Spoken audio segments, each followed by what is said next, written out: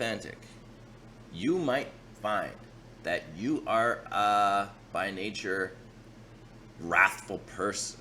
I am by nature authentically a wrathful person, and there's a lot of reasons for that. One, it's who I am. That's the biggest reason. Is just actually that's how I am. You go into the spiritual lifestyle expecting you're going to come out a sweet little angel. That didn't happen for me. That shattered my reality. I thought I was going to become sweeter, more all this stuff. I'm caring and I'm compassionate enough, but I also don't give two fucks about tiptoeing around the sensitivity of sensitive people, because that's who I am. Now, you might absolutely not be that way, and that's fair. That's good. That's great. You look at the different deities. Saraswati, for instance, she's a sweetheart. Lakshmi, she's sweet. These are Hindu deities, if you're not aware. That's their nature. When you look at the deities, these are the deities I'm associated with, and I have no choice in the matter. These are the deities who were designated to me upon my birth are the destructive ones. There's Durga. She is the Ishta Devata of my life. That in Sanskrit means the deity of my soul. It's her job to guide me through life and towards enlightenment, towards the growth of the soul, which is the reason we're all here. We're here to grow our soul. We're on earth for the one specific reason: to grow. Okay? That's why we're here. You want to know the meaning of life? That's it. I just told you by accident. That it's simple as that. There's nothing more. And when you ask what is our purpose, that's different. The meaning of life is to find meaning and to grow. Now, the purpose is how you do that. Okay? That's different. Everybody has their own unique purpose, but we're all here for the same reasons: to grow our soul. Okay, so Durga is my Ishta Devata, and I have other deities I'm closely associated with, including Shiva, who's the god of destruction, including his son, Bhairav, who is an angry aspect of Shiva, including Bhairav's son, who is Bhairavananda, which is the joy of Bhairav, which is what Ananda means. Now, Bhairav is an angry person, so the joy of wrath, there is a joy there. There is a catharsis. Have you ever smashed a room of glass? I'm sure that feels pretty good. I'm sure you're probably gonna have some joy, but it could be playing the drums. For me, it's playing the drums. It's a pounding. It's a punching. It's an aggressive activity. I mean, it comes across with a lot of finesse and delicacy and skill and technique, but for me, it's a release of anger because I have an abundance of it. I have an abundance of wrath, abundance, passionate intensity, and I could go on and on because there are other deities I'm very closely associated with, and pretty much all of them are destructive. So what choice do I have? I cannot help that my authentic self is a wrathful, some would argue dangerous person. I know I care too much. I care a lot. I care to not actually really, really hurt people, but there are some people who are very sick and actually destructive. The separation, the difference between me and someone who's actually destructive through disingenuousness is a lot, because I'm destructive through genuine integrity, which is bonded to my soul, and they are being destructive through an inauthentic disingenuity, which is not bonded to their soul, meaning they are lying. These liars, these manipulators, these corruptors, these thieves, these cheats, these con men, these murderers, these whatever else, these really sick people, these child traffickers, These are sick people. There's nothing authentic about being this way.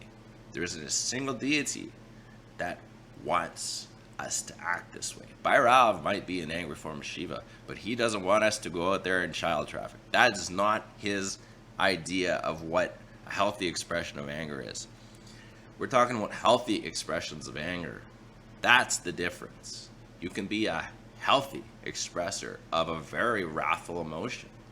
If you went out and destroyed one of these child traffickers, that would be a healthy form of destruction. And that's the way Shiva wants us to destroy, through discernment. And I'm not talking about destroying somebody who might be your political enemy based on a difference of opinion. No, that's actually not a very good use of destruction. And I mean, there are so many different forms of destruction. There could just be beating someone in a debate. That's a form of destruction. That's my main weapon, debate. Now, that is a very big difference between going out there and hurting someone, like actually maybe even killing them. I couldn't do that. I personally don't think I could get myself in this situation. Maybe if I was in the military and I had worked on that side of myself and come to terms with it. But again, the military is doing what they need to do to keep the country that they're positioned, that they've been hired to protect, safe. So there is a justification for it. There's a reasonability for it, and it has nothing to do with hate. Okay? So how do you destroy it with intention? Matters a whole lot, because Shiva himself was born as a madman. His name was Rudra when he was born. Brahma gave birth to him. It's a long story. I'm not going to get into it. It's out of the scope. But he was born out of Brahma's fury. And it manifested as an entity named Rudra, who he named Rudra. Brahma named him Rudra. Rudra means the howling god, the angry god. And he was incredibly destructive. And he was born both male and female. Brahma commanded him to split into his male portion and his female portion. He named the male Rudra, the female Rudrani, and then they began to interbreed. Now, why gods could do that, I don't know. They can. They're not humans. They can get away with it. We can't. Okay? So he gave birth to a bunch of angry entities. Rudrani was angry, Rudra was angry, their kids were angry, and they were out there just fucking shit up. Okay? Destroying Brahma's creation.